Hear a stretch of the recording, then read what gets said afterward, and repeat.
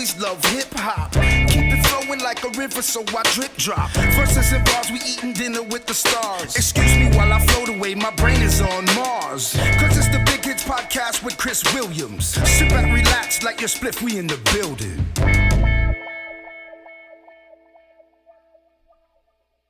Yo, yo, yo, this is Chris Williams, and welcome back to another episode of the Big Kids Podcast.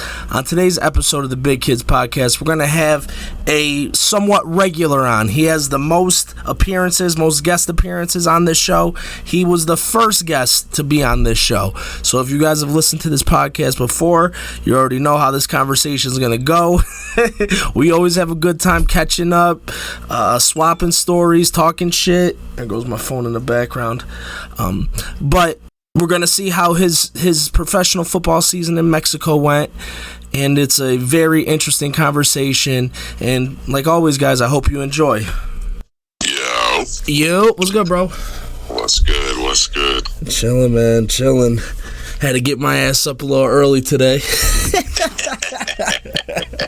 My B. Nah, bro, it's fucking fine, man. I've been doing this pretty much all fucking week, so it's yeah. Seeing what you do, Dove, Scanlon. Yep, I did. My homegirl from high school, she plays football for the New York Wolves Women's Tackle Football League.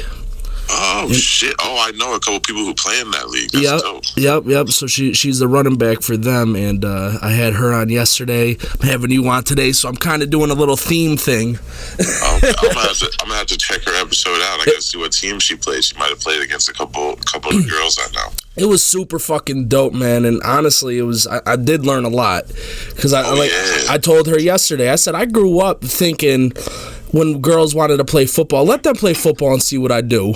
You know, like I was super fucking like ignorant to the fact that if I like playing football, why wouldn't a girl or a woman like playing football? So you know, it was cool to see, because like she was telling me, they have to pay for that. Really? Yeah. So I'm thinking, if you gotta pay for it, that must mean your ass really wants to be out there. You know, so. I wonder how that works, because like the girls I know, that they're from other countries and they came and played here. Oh, I'm assuming. I don't know. Maybe they got some sort of. Yeah. So I know. Like I know they got some compensation. So it might be like a reverse of how things work, like over in some of the leagues in Europe. So it's kind of interesting. Oh yeah, that's how it worked over there. Like international dudes got hooked up, and like locals had to go get jobs. Pretty much. Yeah. Yeah, that would make sense. That would make sense. But yeah, it was super dope, and they're trying like a motherfucker, man. So I think maybe at some point I might have to make my way down to one of those games or something. Yeah, for sure. They got teams all over. Yeah, she said there's an East Coast and a West Coast. Yeah, see, they got two whole different leagues. They're buzzing out here. That's crazy, because I remember when that shit at least became somewhat mainstream. It was like on Spike TV, and it would be like the lingerie league and shit. These women, they're playing, full pads, football. Yep, I went on their website, I looked at that shit, I'm like, yo, they're out here trying to hurt each other. Oh yeah. I see some plays that would have been on Jacked Up in the back of the day. I'm like, oh, they're out here smacking. That shit is, honestly, I was cheesing the whole fucking interview, because I was just like, yo, this is real. Like, this is honestly wicked fucking cool. I had no idea that it was at this level yet. Yeah, I know. You know that dude on Instagram that like a whole bunch of pro and big time college, and now even some like big time high school kids go to a trainer called Footwork King? I've probably seen him. I'm not exactly. Yeah, but I seen there was a couple girls that were training with him. I'm like, damn, these sound like they out here getting right. Shit, after the interview, homegirl went out and started training, posted this shit, doing shit with her coach. I was like, yo, her footwork is fucking ill. I was like, I can tell she does this shit. Hey, I need to get with some of them. And bro, like I was telling her, you want to be there. Like, you really don't have to be out here, and like the way society looks at things, you do not have to be out here. Yeah, your ass is out here putting it in. They are grinding. But shit, man, it looked like you were grinding a bunch too. How was Mexico? Yeah, Mexico was dope, man. I mean, it was a dope experience overall. Honestly, definitely the highest level of football I've played in a different country. So that was really cool. You know, to be in a league with a lot higher talent. The sports culture in Mexico is a lot more similar to here up in the U.S. I mean, obviously, you know, it makes sense. They're a lot closer, you know, but. Yeah, their sports culture is crazy. I mean, so the stands would be packed. Those people, you know, they're waiting for you all the way after the game. Right after the game, they let you go down to the locker room, and then they'll wait outside the stadium, you know, to take pictures or sign some autographs or, you know, just to shake some hands and whatever. So yeah, the sports culture down there is really cool. You know, they got basketball, baseball, women's soccer, men's soccer, everything, and it's always there. You know, people are always packing up those games. So it's really cool to see how they, you know, flock and attract to the sports games out there, especially for, you know, something that they barely understand. They're learning. They're going hard. Yeah, exactly. They're out there learning. They're like, I don't really know what's going on, but I just see you guys running around and trying as hard as you can. It's so inspiring. I'm like, hey, I appreciate your support for sure. And honestly, bro, it looks like I don't think it looks D1, but it very much looks like high level D3 football's being played out there. Like, everybody knows what the hell's going on. Oh, you know, there's a reason Mexico has like the most international guys in the NFL for sure. That shit, you know, the whole setup is fucking crazy, bro. Yeah. Like, I missed one game this year, but besides that, all your home games, like you were saying, that shit was like a family event. Oh yeah, they pack it out. It's and a lot, even some of the away games, like, you know, so the stadium, they played in like some of the bigger stadiums, but our fans traveled hard. Like we had a solid contingent of fans in Mexico City. That's easily it was like a 10-hour, 11-hour drive on the bus. That, you know, you most likely you're taking a plane flight to get to Mexico City. Same thing, Monterrey. You know, that was Monterrey. Honestly, was probably one of the most beautiful places we saw while we were there. But yeah, same thing, Monterrey. We had a whole bunch of fans. We had more fans on their side of the stands than they did. So, you know, I was like, you know, our fans at least traveled pretty well. So that was cool too. Like, and I think, honestly, watching those games, that, like, the USFL, the XFL, they need to take notes, because I think they got the formula down a little bit. The stadium's not overly huge, so when a decent amount of people are in the stadium, it looks fucking good. Like, that shit looked cool. I think I was more amazed than how many people showed up and how the stadium was structured than anything else. You could tell they thought about it. Oh yeah. Like I said, there was some other stadiums where, you know, they played in like the big, nice stadium, but it wasn't as much people. The atmosphere was still cool, but definitely like the feel and the atmosphere of our home games was dope. Like you said, the way it was filled up, the way, you know, they packed out the stands. Sometimes we would be, some of the people in the stands would be kind of like, you know, part of sponsored. So there was some times where like kids from the local orphanage that we went and visited a couple times, they were, you know, all of them came to the games, or like all the military people from that are at the base in Guadalajara came to the home games, stuff like that. So, you know, that was cool, you know, given the opportunity for, you know, some people in the community to come see. And then obviously, you know, most of the people are, you know, just going there because they want to watch the game. So it was the stadium and our atmosphere was cool, but I told our coach, I was like, Coach, we gotta do something about this AstroTurf, man, because this is not it. It's just not it. Yo, how many times you get that Astro burn? I You know me since I was 19 years old now, my man. And how many times did you ever see me wearing sleeves during a game or practice? Every home game, I was out there with double sleeved up. It's a double sleeve. I was wearing long sleeves. Yo, man, it was probably hot as hell out there. What? Oh, it is definitely hot out there. I lost this season. I probably lost double the weight I have in the past couple seasons. Jeez. Usually I'll lose somewhere between 5 to 8 pounds. This year I came home, I was 16 pounds lighter. Damn. Yeah, you're sweating a lot. That's for sure. You can't even drink fast enough to replace how much you fucking sweat. Double sleeved up at a home game. No, and well, see, yeah, like you said, you can't drink fast enough.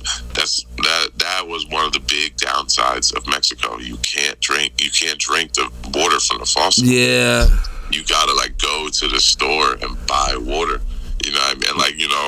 I'm not far from New York City, so that's the most filtered water there is, because if New York City water wasn't filtered, the whole city would be dead. So they got to have strong filters in the water around here. So I'm just used to throw the cup under the sink and get some water real quick. Damn. We still had a good setup. You know what I mean? I'm sure, man. It's probably there's gives and takes everywhere you go.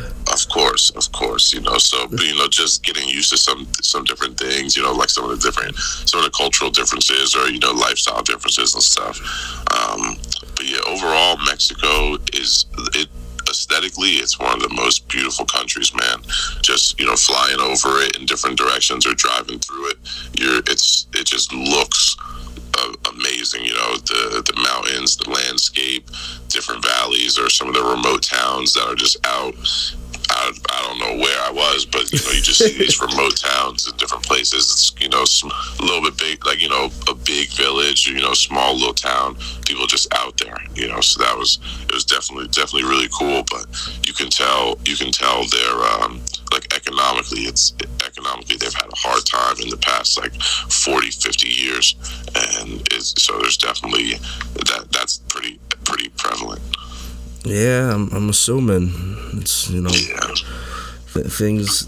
I'm assuming it's not exactly how they portray it on TV, but there's got to be a little something to it. Yeah, no, it's not like the cartels just out there running around, showing their face, controlling every little thing that goes on.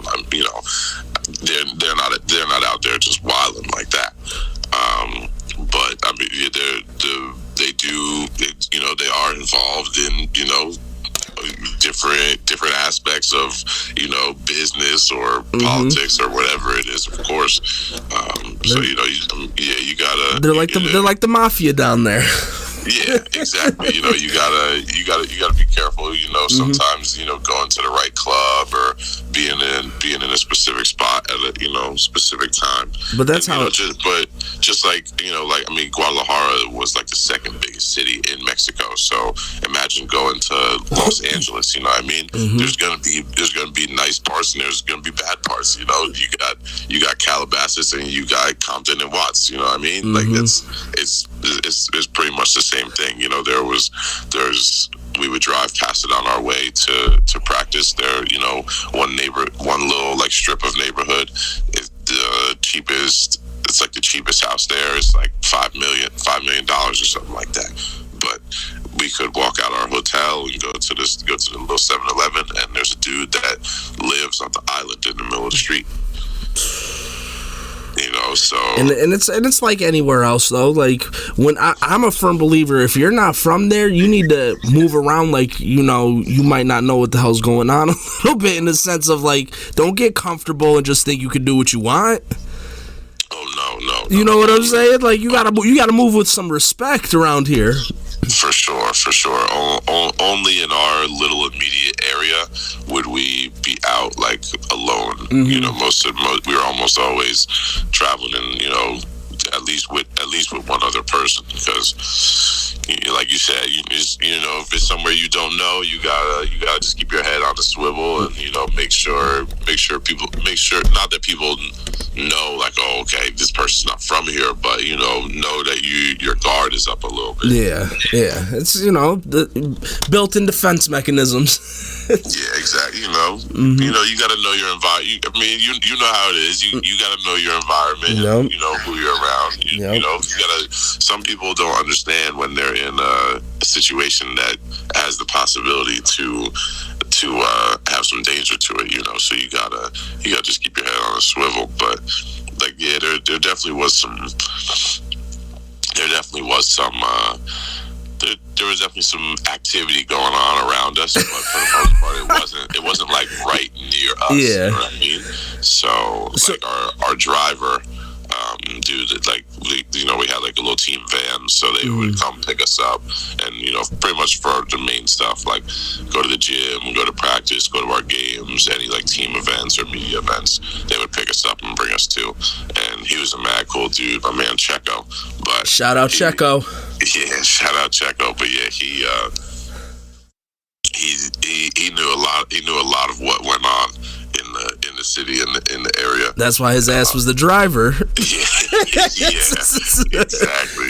exactly. So yeah, he would tell us once in a while, yeah, guys, if you're going to go out tonight, he's like, don't go here.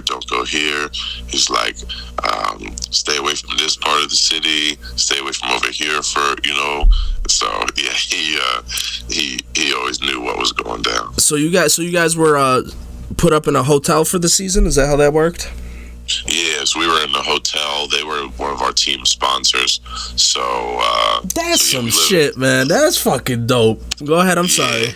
Nah, you good. But yeah, so honestly, I don't, no shade thrown on it. The hotel was nice, but you know how the ownership of teams can be sometimes when it comes to expanding the expenses. Yeah, trying to trim the edges a little bit. Yeah,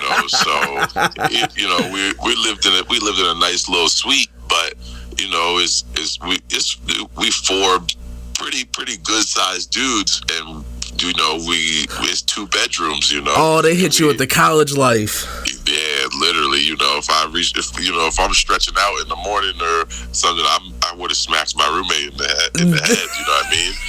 So, and me and him, we were two of the shorter, I guess, smaller guys, if you want to, in our room at least, because he was our safety, and then so I was rooming with our safety from Canada. Number 20. That was my guy, man. All season, man. He could play some ball. Tommy is a dog. You say he's from Canada? Yeah. He could play some ball. I enjoyed watching him. Yeah, Tommy is a dog. But yeah, so he told me a lot about the politics of the CFL too. But yeah, so our other roommates were our defensive tackle. So he was 6'1", a little over 6 foot, 6'1", about 290. Not a small dude. What number was he? 94. Okay, yeah, I follow him on Instagram. He played D1AA, didn't he? Yeah, he played at Charleston Southern. Okay. And then our outside linebacker, same thing. He played 1AA ball. They're both from South Carolina, actually. He played at Gardner Webb. He was 6'2", 6'3", 235, 240. So those small people, man. The dude with the dreads? Yeah, okay. with the long dreads, So we, there's no small people in there. We need some space. You know what I mean? The 2 normal fucking size people, and then 2 fucking humongous fucking look like you play football. Yeah, so definitely, stuff like they definitely could have figured out a way. At least everybody gets their own room. You know what I'm saying? Yeah. Even within the suite, you know what I mean? Like, okay, you got to get a couple extra suites so everybody has their own bed and their own room, stuff like that. But do you think that's something that they're eventually trying to work towards? Like, oh yeah, I'm assuming they want to keep getting bigger.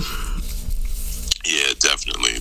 So yeah, like after the season, our coach and our owner, they had they just asked us and what they think we could do better to improve the team, improve the living situation, all the stuff that that they were taking care of. So it was good to see at least that they ask those questions and want to see how they can improve and stuff like that. So that's always a good thing to see. And that's crazy because I'm assuming that with the travel, with the food, with everything, the dude's probably not making that much, if anything, off of this, but he don't even care. He just wants a football team. Yeah.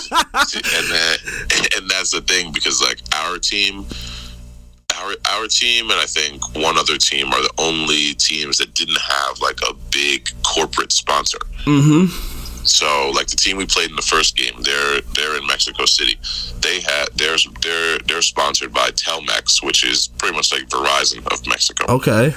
So so if you guys get one of those, that might change everything. Exactly. Or like the team that we played in Orange in that big nice stadium, the Padilleros. They're like sponsored by and connected with the college that plays there is is the biggest college in like college football program in Mexico. So they're pretty much like the Alabama of Mexico, where that stadium. So they're connected to that that program. Bro, I had no idea Mexico took football serious. I had zero fucking idea until you started playing down there. Yeah, they got the college football down there is serious too.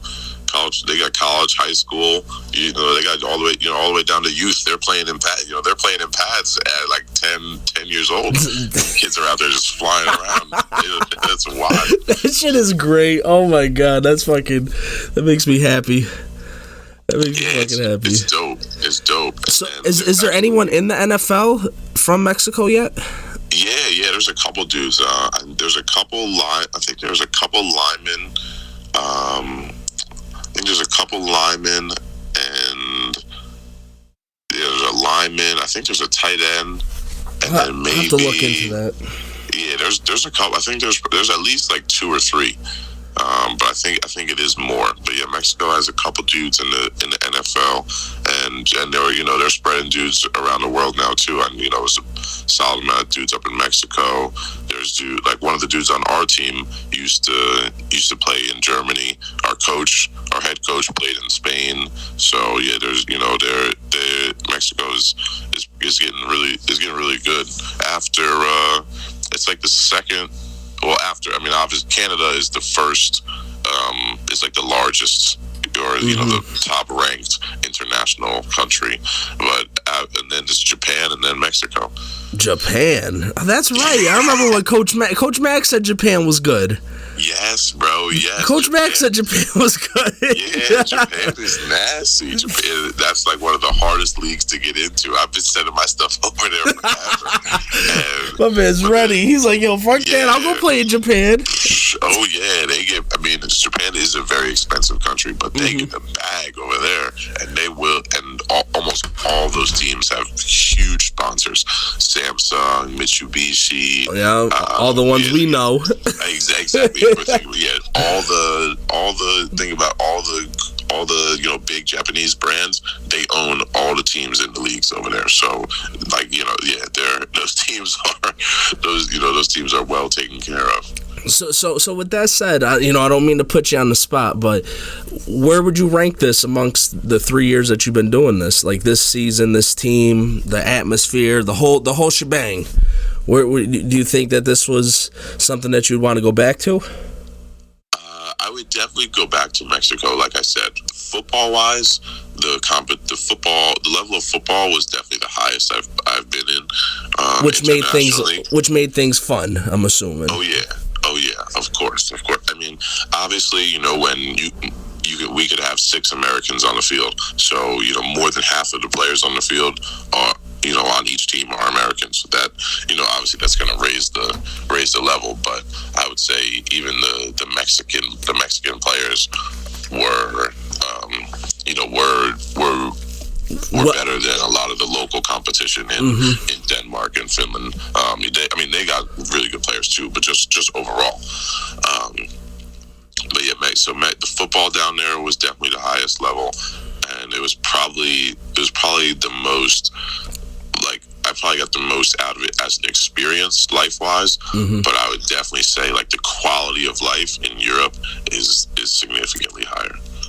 I'm assuming you were in some fucking dope countries from what I know. Yeah. Finland, Denmark, expensive places. Germany, pretty expensive place. So, their economy and their way of life, like I said, their quality of life is a little bit higher. But yeah, Mexico was a great time. You just, the peso's worth, the peso, like $1 is worth like 20 pesos. So you can.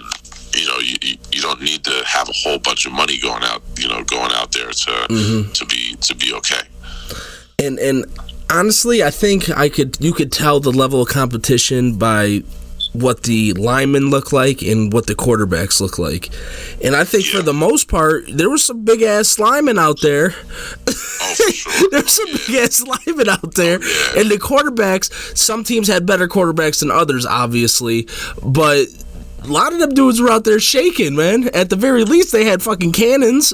Oh yeah. I was gonna say even a couple Mexican quarterbacks that we would see, none of them are super dual threat, but there's a couple guys who they could take off and run a little bit, make some stuff happen with their legs, or like you said, they could at least air the ball out there and give guys a chance. So it was cool. It was cool to see. And yeah, definitely there was some big linemen. I mean, even our linemen, you saw by the end of the season, we had made some moves and picked up some different linemen from because they're from the other league or that just left college.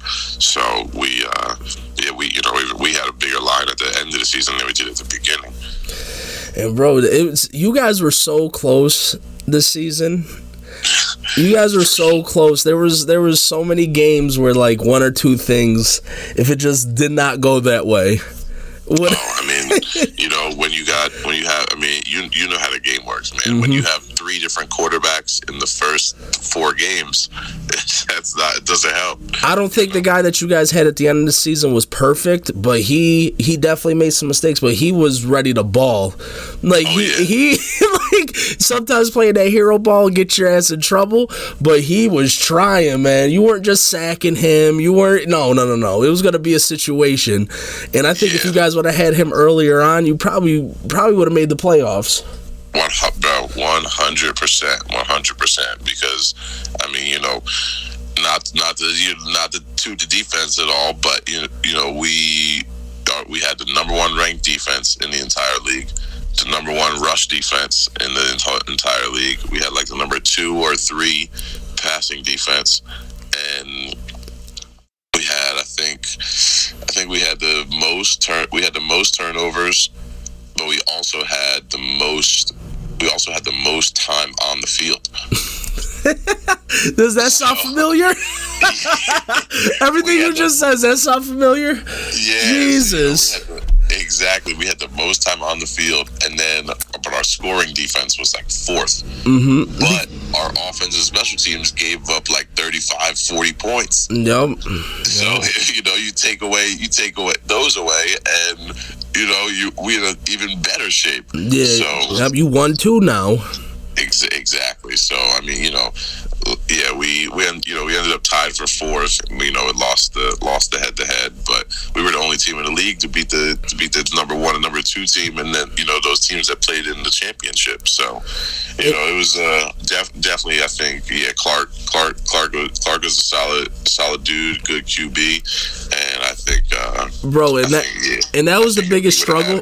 That was the biggest struggle for me this year watching it. Is I tried my fucking hardest, but I had no idea what anybody was saying. I had no idea. Like, I'd go on the website and be trying to find shit. I'm like, dude, I have no fucking clue what any of this is right now. So I'm usually the nerd. I know where someone went to fucking high school. I know where they went to college. I know all that type of shit. I couldn't even do none of that. So I'll just be like, you know what, fuck, I'm just gonna tune in Saturday. I'll have the volume on too. Like, the volume's fucking on. It's not like it's off and I'm listening to something else. The volume's fucking on, and I'm just sitting there like, okay, no, I don't know what penalty. What's the penalty? Bro, honestly, well, shout out my boy Clark. Like I said, our QB, he was another D3 guy. He played at Linfield. Oh, nice. So yeah, I mean, Linfield is always the top, one of the top D3 programs, especially QB receiver, because they're like Oregon, just spread the ball out there, run and shoot. But bro, the refs didn't know the calls. Oh, that too, bro. Every time it was a penalty, they had a huge conference. I'm like, bro, do y'all know what the call is, or you just throwing a flag and figured it out later? Because this don't even make sense. Yeah. And I'm hoping they get better with time. But I'll be watching. I'm like, that's a hold. He just jumped. I'm just calling shit out. That's pass interference. Y'all just let that shit go, huh? Yeah, so it was that was definitely a little frustrating. But like, so yeah, there's 2 pro leagues down there. So they used to be one league. I mean, in the male ego, politics, money, dick swinging contests. Exactly. So they ended up splitting up. So I would say like our league has, I think, probably like a little bit more money overall, and I would say we probably have better teams, and like better players and better players, better athletes, like a better football product.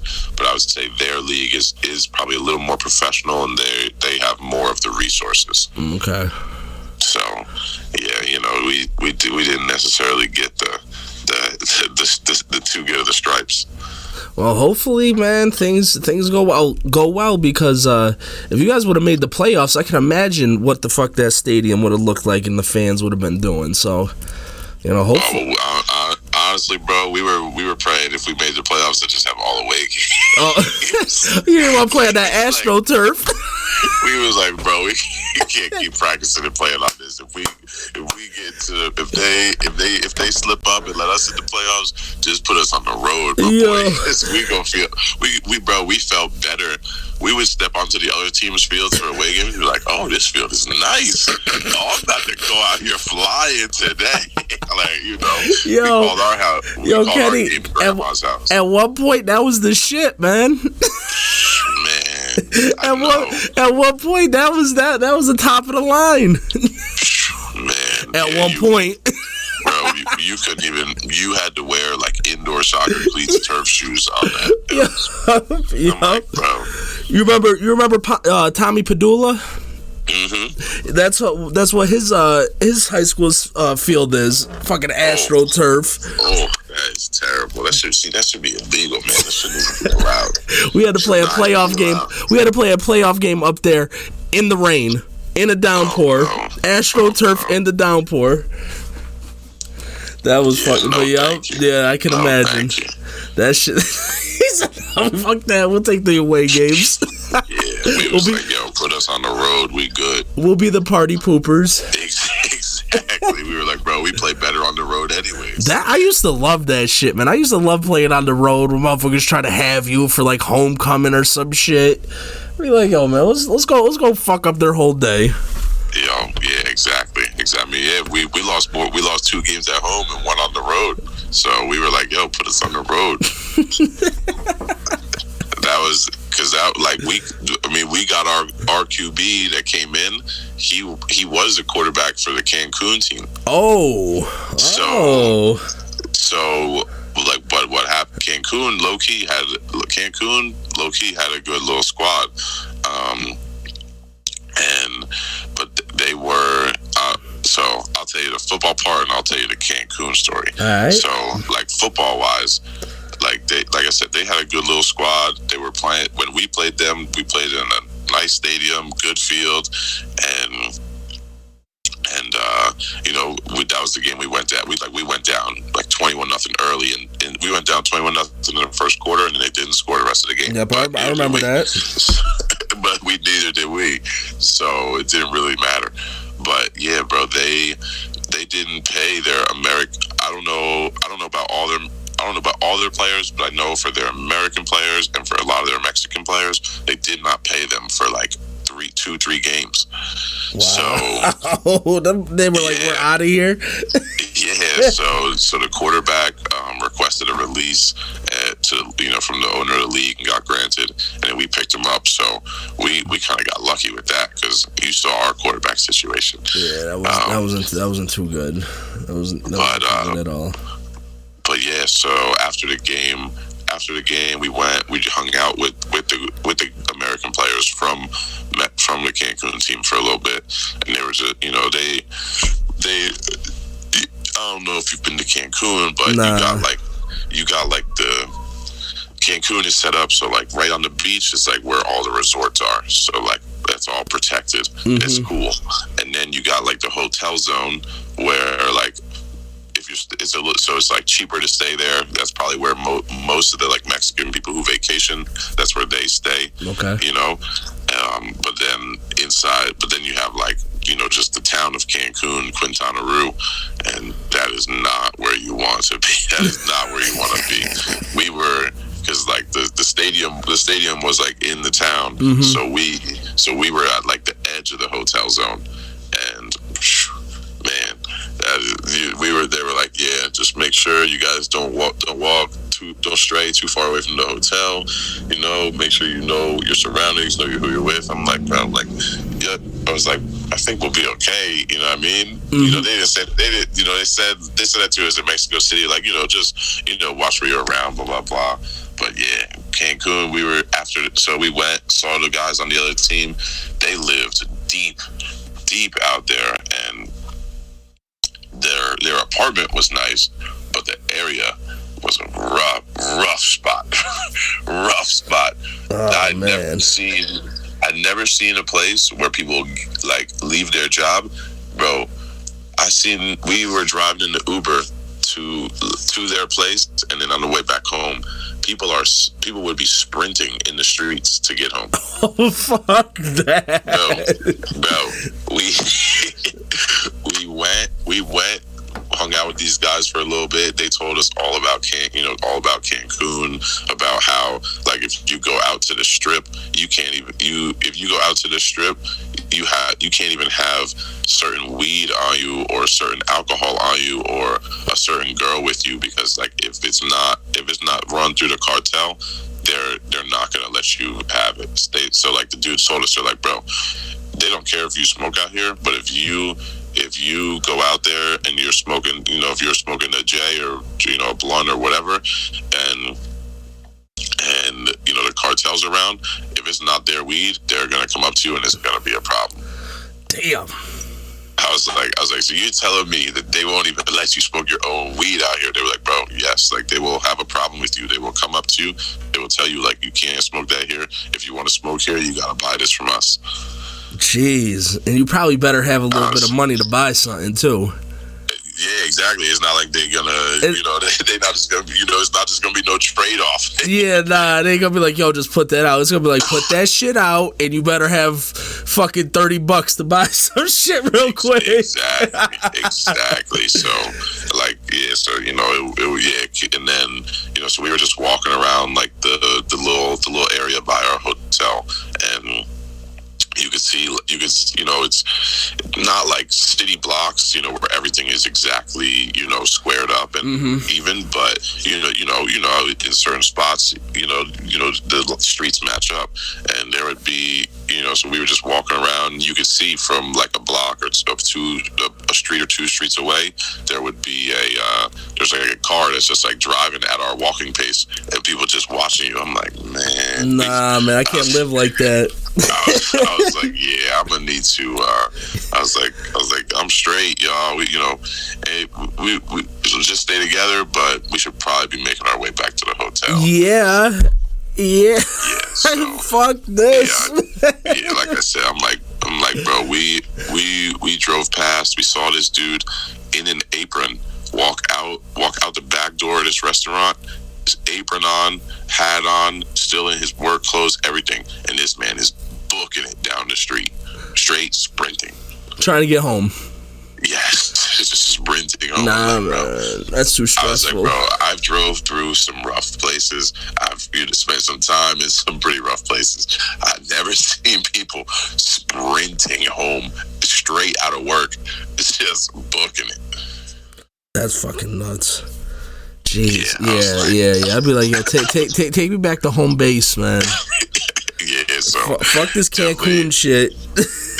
That's what I said. I was like, I'm just expecting Cancun. I've heard like, okay, don't go off the resort, but you just figure, okay, it's just not, it's just not all built up off the resort. No, they got their town, they got their little city, but that's not where you want to spend your time. So yeah, it's that's not where you want to spend your time. No, not at all. Oh shit. Man. But yo, man, before I let you go, man, who you got tonight? Who you picking tonight? Nunez Pena, obviously that's the main one. I don't know, that little weigh-in yesterday where her daughter next to her was dope. Pena looks locked in, but I don't know. I don't know. It's hard. It's still hard to go against Nunez. Yeah. Because I feel like last time Pena just weathered that storm for the first round, and then the second round she was like, "Yeah, I hit you with the rope, but dope, it's over." So yeah, I think. Go ahead. Sorry. I think Pena. I think Pena still wins because, you know how hard it is to like take down someone who is the champion. You know what I mean? Like you have to do what she did. You have to you almost have to finish or completely dominate when you are the challenger. So I think Nunez is going to go out there. She's not going to go out there and make the same mistake she did last time, but she kind of has to go with that approach, go with a similar approach to that, because she has to at least dominate the fight, and I don't know if Pena is going to let that happen. So I think Pena might hold on to it. I think it's the tension in the room is going to be very high when that fight comes on. First off, I think everyone's going to be a little nervous, even if you don't even care about the fight. Everyone's going to feel it, and I think Amanda fucked up last time by trying to grapple. You're grappling with somebody that she wrestles. That's what Pena does. She's a fucking wrestler. Cause she was lumping her up. Pena didn't look good after that fight. No. And like you said, that she was, it was finished in the second round. Yep, second round. Amanda Nunes came out there. I think she was feeling herself a little bit too much. I don't think she trained as hard as she usually trains, because she's been 5 rounds. It's not like she hasn't been 5 rounds. There's no reason. Multiple times. There's no reason why after round 1 she should have been as tired as she was, and you could tell just by the way that she was throwing those punches. She was fucking exhausted. Yeah, dead. She had thrown herself out. So I think stay away from the grappling. I think she needs to go Chuck Liddell. Sprawl and brawl. Sprawl and brawl. Keep that shit on the feet, and I think she wins. I think if they do that wrestling jiu-jitsu shit again, it's probably gonna end up the same fucking way as the first fight did. Yeah. I think you're right, because like you said, she had tagged Pena, but she had thrown herself out, and she tired herself out too. Like you said, doing the, trying to wrestle and trying to grapple. So nope, sprawl and brawl. Yeah, so I think she's got to wear down. She's got to try to wear down Pena, but stay within her game. Yeah, because imagine Pena looked like that after 1 round. What the fuck would she have looked like into round 3? Yeah, you can't be out there. Time, keep tagging her up. I think a lot of these UFC champions, when they've been champions for a while, they try to do what you do better than you do it. Yeah. They try to beat you at your own game. Bro, you got there by playing your game. Yep. So I think Amanda needs to keep it on the feet. They go to the ground. I think that's how this one goes. What are the cards on the fight you think are going to be good ones? I think the fight of the night is going to be Brendan Moreno versus Kai Kara France. I think that's going to be fight of the night, honestly. Okay. Well, you think they're just coming out, just putting on a show? Yeah. I think that one's going to be violent. Yeah. It might end quick, but I think that one's gonna be violent. Kai Kara France has been fucking scorching hot lately, and Brandon Moreno, he's good, man. Because Davison Figueiredo is a monster, and all three of those fights were competitive, and the one that was outright dominant was by Brandon Moreno. Yeah. So I'm excited for that one. I've always watch Derek Lewis fight. Oh yeah, even his last fight, you know, when that was at the first, second round knockout. Yep. I just love watching. He's a dude. He's like, yo, I know I'm not trying to be out here for the whole 3 rounds, for the whole 5 rounds. He's like, I'm gonna try to knock you out, or I would want you to knock me out. Yo, I'm trying to get out of here. Don't even. He said, yo, man, I don't even want to be the champion. You the champion. You gotta fight 5-round fights, man. I don't want to fight no 5-round fights. Yeah, nah, but I love watching him. That motherfucker. He's an entertainer, man. That motherfucker looks like he played defensive tackle for the fucking University of Texas. Yeah, that dude. Big ass fucking black dude, and he's not fat. Like, that dude is not fat. That dude's just a big boy. He's a big, solid dude. Yo. Yeah, Derek Lewis is a beast. Yeah, I actually did some. I went to a little jiu-jitsu class with my cousin the other day for the first time. Yeah, he was telling me a while ago he was trying to get you in. You're talking about Cody? Yeah. Yep. Cody reached out to me. We talk a little bit here and there. Oh, okay. Yep. Yeah. So I went to a jiu-jitsu class with him the other day. So that was cool. You know, try something different, diversify a little bit. Might have to stay. They do Muay Thai striking in there. So man. I was like, oh man, that shit ain't no joke, man. No, not at all. I was like, maybe I need that. You know, get a little extra flexibility. Man, you better fuck that. Do some yoga. You don't want them motherfuckers be them leg kicks. When I wake up Friday mornings early to watch one championship and they do the fucking Muay Thai fights, fuck that, man. I don't know. I always loved Muay Thai just because, you know, it's not. I guess maybe because it's not as popular here. You know, like boxing, kickboxing. You know, even wrestling, judo, jiu-jitsu. I feel like a lot of the men and women that you see, like, I feel like Muay Thai is like the most rare or like least striking art that you see a lot of people do. I've always liked Muay Thai, so I was like, yeah, I might have to stay in here one day, learn some stuff. It's the least fucking popular one here because it's fucking crazy. Them dudes look like they kick trees. Like, they just go outside, find a tree, and just kick that motherfucker. Whack, whack, whack. I'm like, yo, this shit is crazy. That's why I like One Championship. I think they're my number 2 promotion. I think they're ahead of Bellator because them motherfuckers be giving it up every time they go out there. Yeah, them little Asian dudes are no joke, man. What? Well, bro, there's been a lot of dudes who came from one or fought in one and then fought in the UFC. Yep. There are some nasty dudes. Yep. Nasty dudes. I like watching One Championship. That's crazy. They be doing jiu-jitsu matches. They do and they be doing like straight tournaments. Yeah. Like you said, they'll have just like Muay Thai or just like kickboxing match. It's cool to see like some, you know, how they do it a little bit differently. It definitely is. But I'm gonna let you go, man. Thank you for your time, and I'll definitely gotta have you back on when you decide what's happening next with your football career. For sure, we didn't even talk about what's next. This is more of a recap, but for sure, I'm gonna keep you updated, my brother. Thank you for having me on once again. I'm gonna have to go back and watch. What was the woman's name you said? It's going up Thursday with your episode. Her name is Maddie Jones. Okay, cool. Yeah, like I said, I know a couple of women who played in that league, so I'll definitely check that episode out. That's something that's really growing. It's cool to see. It's cool to see the game growing and involving women the way it is. So I'm definitely have to check that out. Why not, brother? Why not include them? You know, a lot of times women make things better. Hey, for sure. You know,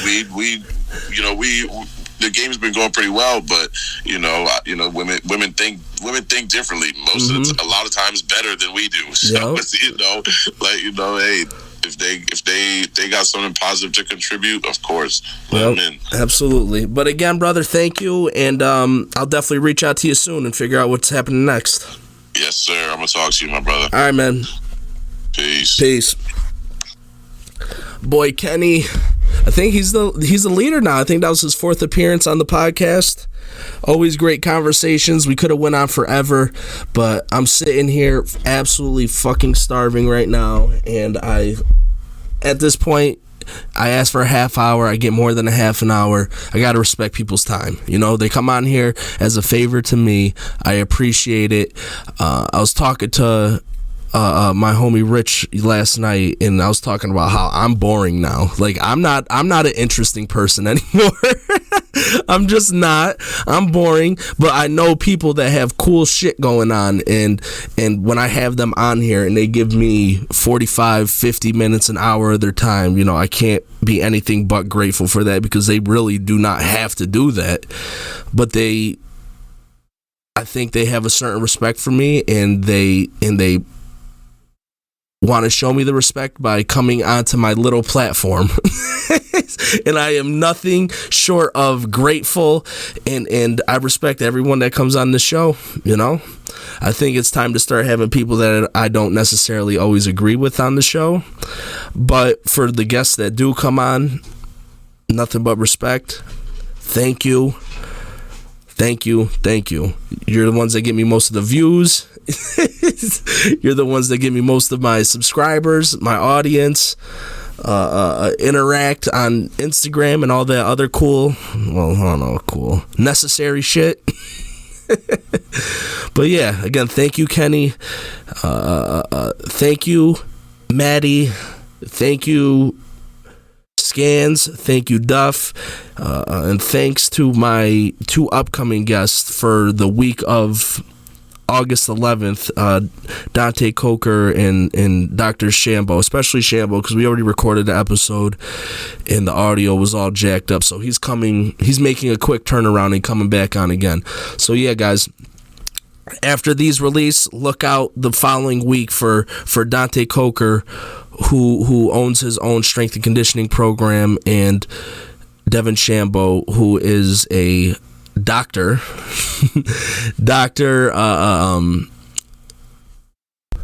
physical therapist, barber. You know, he's quite the Renaissance man. So I'm looking forward to having both of these people on for the week of the 11th, and I hope you guys enjoy it. And like always, guys, be safe, be easy, and wash your ass. I'm out of here. Peace.